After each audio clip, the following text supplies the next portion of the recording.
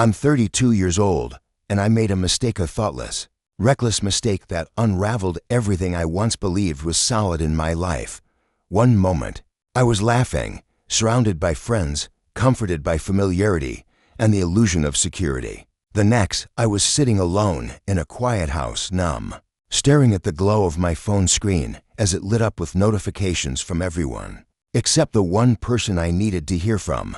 I never truly believed Ryan would leave me. I imagined he might be upset, maybe give me the cold shoulder for a day or two, but leave, walk out and not look back. That was never part of the script. That wasn't how our story was supposed to end. But he did leave, and now all that remains is silence and a pit of regret I can't climb out of. It all began with a single careless moment, a throwaway comment that I thought was harmless, playful even. We were out at dinner with friends, the kind of evening filled with wine, teasing, and easy laughter. Someone threw out a light-hearted hypothetical. If you had to choose between your husband and someone else, who would it be? I didn't think. I didn't pause. I smiled, let the attention wash over me, and said something I thought was cheeky, flirty, harmless. Please, if I had to pick, I'd take my coworker over Ryan any day. People laughed. I laughed. I winked. It was just banter at least, that's what I told myself. But it wasn't. Not to him. Ryan didn't laugh. He didn't even crack a smile.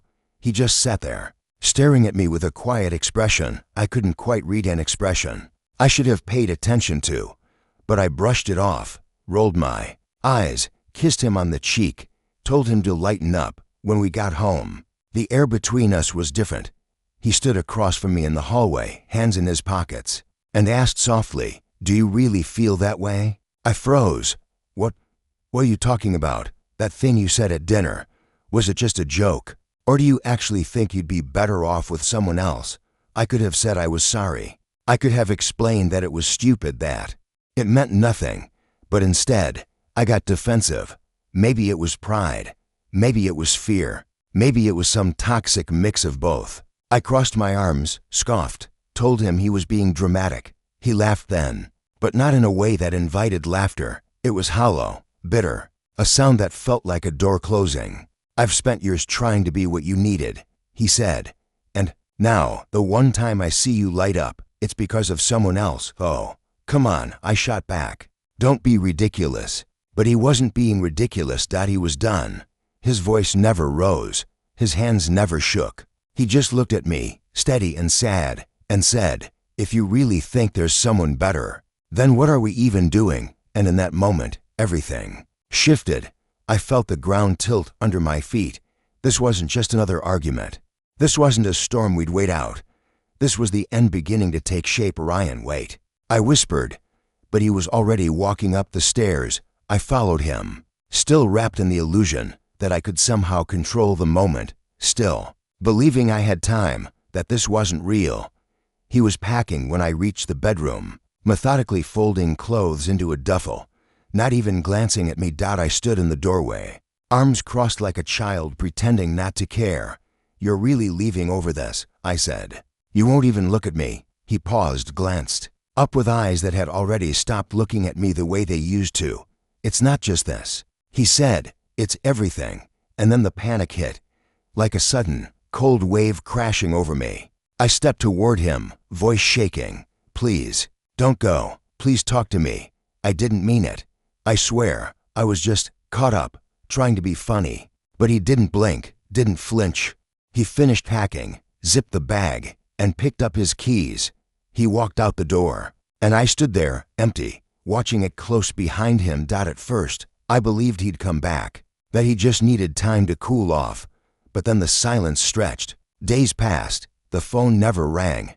Then came the email from a real estate agent, following up on an apartment inquiry. My heart sank. This wasn't a cooling off period.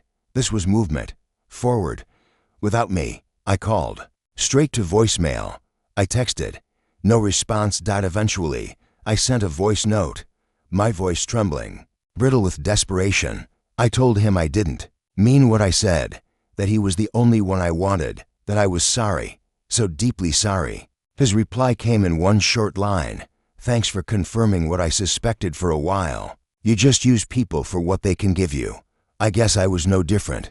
That's when it really hit me. Because he wasn't wrong. I called again. This time, he answered. But his voice was cold, detached, like I was a stranger. "What do you want, Caroline?" I choked on my apology, stumbled over my words, trying to gather the shards of what I'd broken, trying to piece something back together that had already shattered beyond recognition. "I need time to think," he said. "Don't call me again unless I reach out." And that was the last time I heard his voice. Now, I sit alone in the stillness of our house, my house now, I suppose, staring at my phone, checking it every few minutes, like some addict waiting for a fix, hoping for a message I know won't come. The silence is heavy, thicker than grief. And the worst part, the co-worker I joked about, the one I used to get a laugh, to feel seen, he was never interested, never gave me a second look. That little moment of attention, of fake power, meant nothing. Now I'm left with exactly that, nothing. And no one to blame but myself.